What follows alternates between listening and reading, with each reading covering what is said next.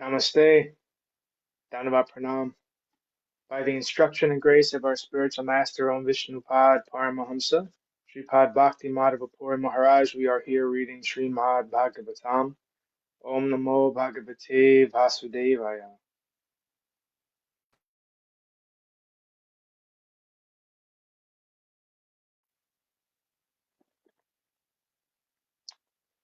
We're also paying our humble Dhanavad Pranam to Srila Bhaktivedanta Swami Prabhupada for providing us this wonderful commentary and translation of Bhagavatam, and following the instruction and guidance of Srila Bhaktisiddhanta Saraswati Thakur, we are praying to Srimati Radharani. Srila Bhaktisiddhanta Saraswati said that unless we can discover Radharani within the 18,000 verses of Bhagavatam, then our study has been wasted if we haven't done that. So with this in mind, we are praying. Yadi seva vanchitasya ma yasya kripaya vayam labema Sarvam Praptuma Prayojanam Damni Sri Bhagavat Pade Krishna Sambandhi Sarvam Cha Yadina Jani Mahe Tutam Ashtadashasu Sahasreshu Shlokanam Bhagavat Otishu Radharanim Navindamatада Nishkalam Bhagavat Adhyayanam Radhikaya Kripam Vina Vyartasyat Sarva Padishrama. If we are cheated out of serving that personality whose mercy awards us everything we need, including residence in the Lord's holy Dham and all things connected to Krishna, and if we cannot understand or discover Radharani within the 18,000 verses of Srimad Bhagavatam, then our study of Srimad Bhagavatam has been pointless. Without the mercy of Srimati Radharani, all our efforts are in vain. So we are continuing our reading today from Canto 4, the creation of the fourth order, chapter 31. Nārada instructs the Pracetās, text 22. Shriyam anucharatim tad artinascha dvipada patin vibhudamscha yatsva purna nabhajati nijabhritya vargatantraha katam amum udvishrajet puman kritagyaha. Although the Supreme Personality of Godhead is self-sufficient, he becomes dependent on his devotees. He does not care for the goddess of fortune, nor for the kings and demigods who are after the favors of the goddess of fortune. Where is that person who is actually grateful and will not worship the personality of Godhead? Purport.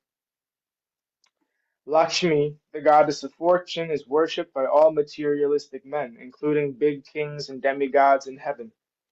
Lakshmi, however, is always after the Supreme Personality of Godhead, even though he does not require her service. Brahma Samhita says that the Lord is worshipped by hundreds and thousands of goddesses of fortune, but the Supreme Lord does not require service from any of them, because if he so desires, he can produce millions of goddesses of fortune through his spiritual energy, the pleasure potency. This very personality of Godhead, out of his causeless mercy, becomes dependent on the devotees. How fortunate, then, is a devotee who is thus favored by the personality of Godhead? What ungrateful devotee will not worship the Lord and enter into his devotional service? Actually, a devotee cannot forget his obligation to the Supreme Personality of Godhead, even for a single moment.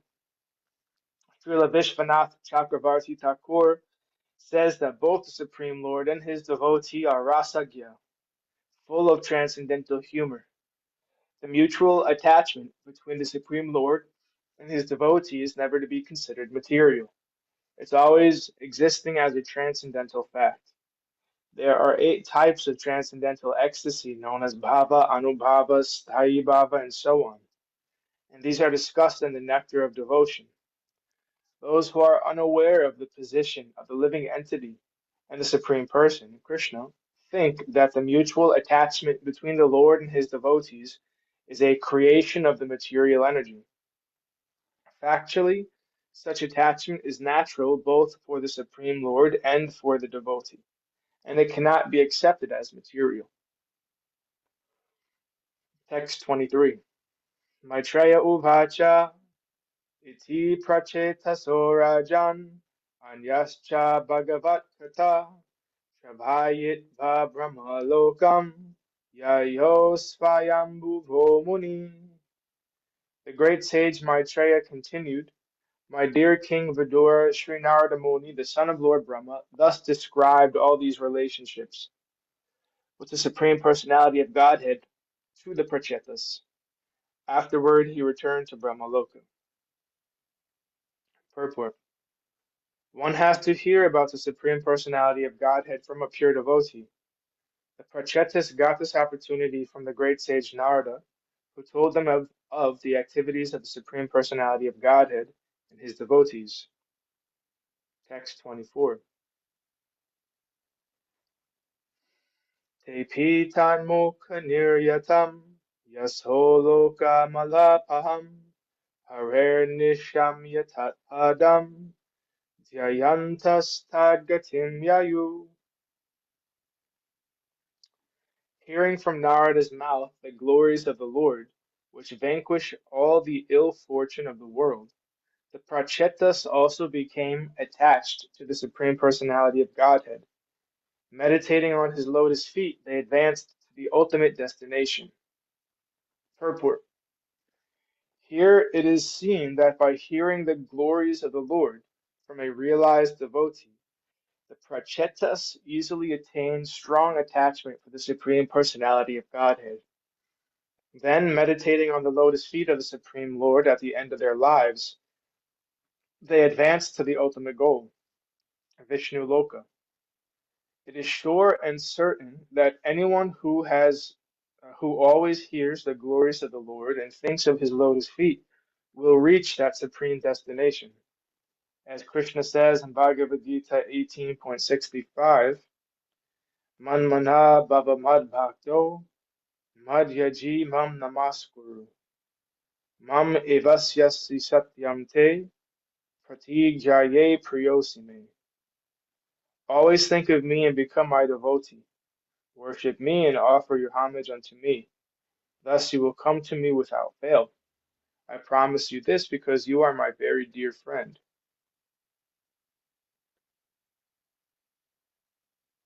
Text 25.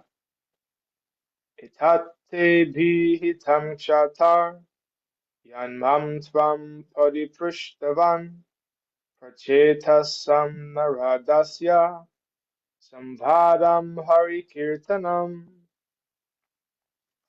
My dear Vidura, I have told you everything you wanted to know about the conversation between Nārada and the Pracetās, the conversation describing the glories of the Lord. I have related this as far as possible. Purport. Srimad Bhagavatam describes the glories of the Lord and his devotees. Because the whole subject matter is the glorification of the Lord, naturally the glorification of his devotees automatically follows. Text 26. Sri Shuka Uvacha Ya Esha Utana Pado Manavasyanu Varnita Vamsa Priya Vratasyapi Nibodha Nripasatama. Shukadev Goswami continued, O best of kings, King Parikshit, I have now finished telling you about the descendants of the first son of Swayambhuva Manu, Uttanapad. I shall now try to relate the activities of the descendants of Priyavrata, the second son of Swayambhuva Manu. Please hear them attentively. Purport. Dhruva Maharaj was the son of King Uttanapad. And as far as the descendants of Dhruva Maharaj or King Uttanapad are concerned, their activities have been described up to the point of the Pracetās. Now, Sri Shukadev Goswami desires to describe the descendants of Maharaj Priyavrata, the second son of Swayambhuva Manu. Text 27.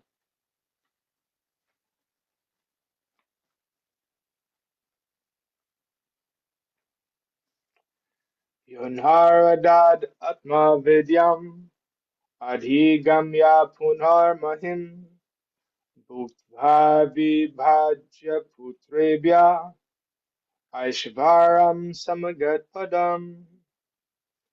Although Maharaj Priyavrata received instructions from the great sage Nārada, he still engaged in ruling the earth. After fully enjoying material possessions, he divided his property among his sons. He then attained a position by which he could return home back to Godhead. Text 28. Imam tu kausaravino bhavaranitam chatanisham yajita padasatkatam pravridha bhavo shru kalakulo muner tadhara mordna charanam hrida harehe. My dear King, in this way, after hearing the transcendental messages of the Supreme Personality of Godhead and his devotees from the great sage Maitreya, Vidura was overwhelmed with ecstasy. With tears in his eyes, he immediately fell down at the lotus feet of his guru, his spiritual master. He then fixed the Supreme Personality of Godhead within the core of his heart. Purport.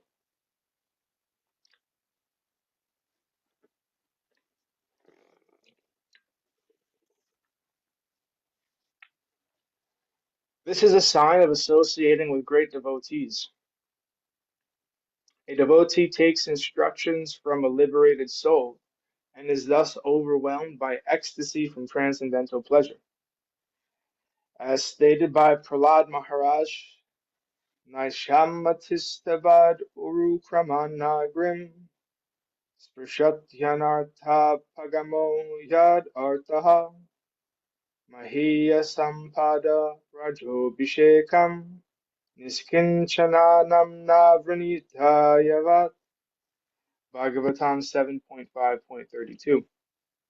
One cannot become a perfect devotee of the Lord without having touched the lotus feet of a great devotee.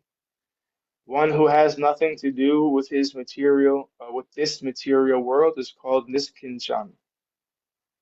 The process of self-realization and the path home back to Godhead means surrendering to the bona fide spiritual master and taking the dust of his lotus feet on one's head. Thus one advances on the path of transcendental realization. Vidura had this relationship with Maitreya and he attained the results. Text 29. Vidura uvacha soyam adhya mahayogin bhavata karunatmana darshitas tamasa paro yatra kinchana gohari. Sri Vidura said, O great mystic, O greatest of all devotees, by your causeless mercy I have been shown the path of liberation from this world of darkness. By following this path, a person liberated from the material world can return home back to Godhead. Purport. This material world is called Tama, dark, and the spiritual world is called light. The Vedas enjoin that everyone should try to get out of darkness and go to the kingdom of light. Information of that kingdom of light can be attained through the mercy of a self-realized soul. One also has to get rid of all material desires. As soon as one frees himself from material desires and associates with a liberated person, the path back home, back to Godhead, is clear.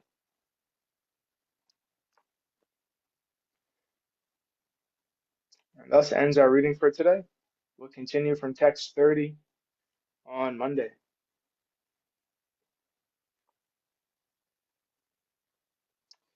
Jai Om Vishnu Pad Paramahamsa Sripad Bhakti Madhava Puri Maharaj Ki Jai. Jai. Srila Prabhupada, Srila Guru Maharaj, Srila Guru Dev, Srila Acharya Dev Ki Jai. Jai Shri Rupa Nuga Guru Varga Ki Jai. All glories to the assembled devotees, all glories to the worldwide devotees. Nitai Gaur Premanandi. Hari Hari Hari Bol.